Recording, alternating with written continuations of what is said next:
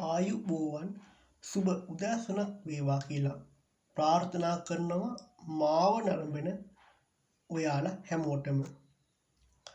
ඉතින් අදත් වෙනද වගේම දිනපතා පවත්වාගෙන එනු ලබන වැඩසටහන් මාලාවේ අද වැඩසටහන තුළින් අපි බලාපොරොත්තු වන්නේ මීට ඉහතදී කතා කළා වගේ සඳහම් දැනුම ප්‍රශ්න මාලාවේ තවත් එක් පැනයක් සම්බන්ධව ඔබ සමග සාකච්ඡා කිරීමටයි.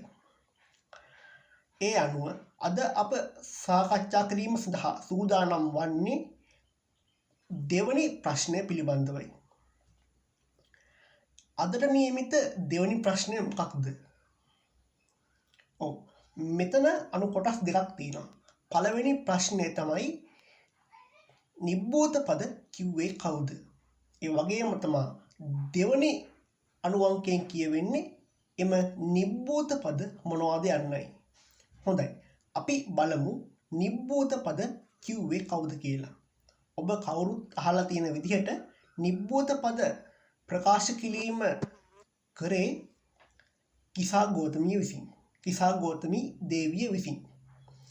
එතකොට දෙවනි ප්‍රශ්නයට පිළිතුර අපි බලමු මොකක්ද කියලා. ඒ කියන්නේ නිබ්බෝධ පද මොනවද? නිබ්බුතා නූන සාමාතා නිබ්බුතෝ නූන සෝපිතා නිබ්බුතා නූන සා නාරී යස්සායන් ඊදි සෝපති. මෙවන් පුතෙක් ලද මවක් නිවුනේය. මෙවන් පුතෙක් ලද පියෙක් නිවුනේමය. මෙවන් ස්වාමියෙක් ලද බිරිඳ නිවුනේමය. මෙන්න මේක තමයි නිබ්බෝධ පදව සහ එහි සරල තේරුම වෙන්නේ. ඒ වගේම තමයි අපි තවත් ප්‍රශ්නයක් පිළිබඳව මෙහිදී සාකච්ඡා කරන්න බලාපොරොත්තු වෙනවා. හොඳයි.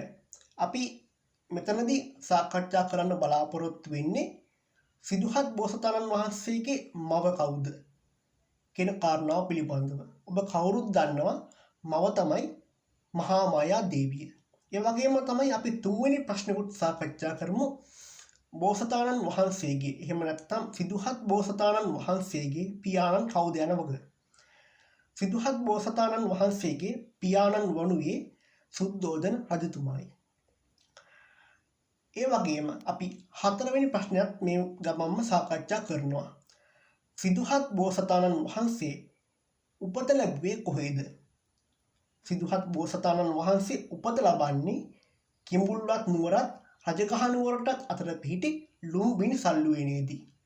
ඒ වගේම තමයි සිදුහත් බෝසතාණන් වහන්සේගේ ගිහි කාලයේ බිරිඳ කවුද? ඒක තමයි අද අපි පස්වෙනි ප්‍රශ්නයේ විදිහට සාකච්ඡා කරන්නේ. ඒකට පිළිතුරු තමයි යශෝධරා දේවිය තමයි බෝසතාණන් වහන්සේගේ ගිහි කාලයේ බිරිඳ බවට පත් වෙන්නේ. ඒ වගේම තමයි 6 වෙනි ප්‍රශ්නයේ විදිහට අපිට සාකච්ඡා කරන්න පුළුවන්කම තියෙන්නේ සිදුහත් බෝසතාණන් වහන්සේගේ පුත්කුමරු කවුද කියන කාරණාව. ඒ අනුව අපිට ඒ සඳහා පිළිතුරු ලබා දිය හැක්කේ රාහුල කුමාරයා යන්නයි. ඒ වගේම තවත් අපි 7 වෙනි ප්‍රශ්නයක් මෙතනදී සාකච්ඡා කරන්න බලාපොරොත්තු වෙනවා. ඒ තමයි බෝසතාණන් වහන්සේ වෙනුවෙන් සකස් කිරීමට යෙදුණු මාලිගා තුන මොනවාද යන්න පිළිබඳව. පළවෙනි එක තමයි රම්ම්‍ය. දෙවෙනි එක තමයි සුරම්‍ය. තුන්වෙනි එක තමයි සුබ කියන මාලිගාව. ඒ වගේම තමයි අපි 8 වෙනි ප්‍රශ්නයක් මේ ගමම්ම සාකච්ඡා කරන්න බලාපොරොත්තු වෙමින් ඉන්නවා. එතනදී මම සාකච්ඡා කරන්න බලාපොරොත්තු වෙන්නේ අපි දන්නවා බමුණන් 108 දෙනෙක් කුමාරයාට නම් තබන්න කැදෙව්වා. කුමරා ඉපදී 5 දිනකින් තමයි කුමාරයාට නම් තබන මගුල් උත්සවය. එහෙම නැත්නම් ඒ අවස්ථාව එළඹුණේ. එතනදී බමුණන් 107 දෙනෙක්ම කිව්වේ මේ කුමරා මතුබුදු වෙයි නැතහොත් සක්විති රජ වෙයි යන්නයි. නමුත් කොණ්ඩඤ්ඤ මමුණා විසින් කුමාරයා ස්ථීරවම බුදුවන බව ප්‍රකාශ කළේ කුමාරයාගේ ශරීර ලක්ෂණ බලලා. ඉතින් මෙන්න මේ කියන කාරණා ටික තමයි අද අපි සාකච්ඡා කරේ. මම හිතනවා මේ හරහා ඔබගේ ජීවිතයට අලුත් යමක් එකතු කරගන්නට ඇති කියලා. ඉතින් මේ වගේම වැඩසටහනකින් නැවත හමුවීමේ බලාපොරොත්තුවෙන් අදට සමුගන්නවා.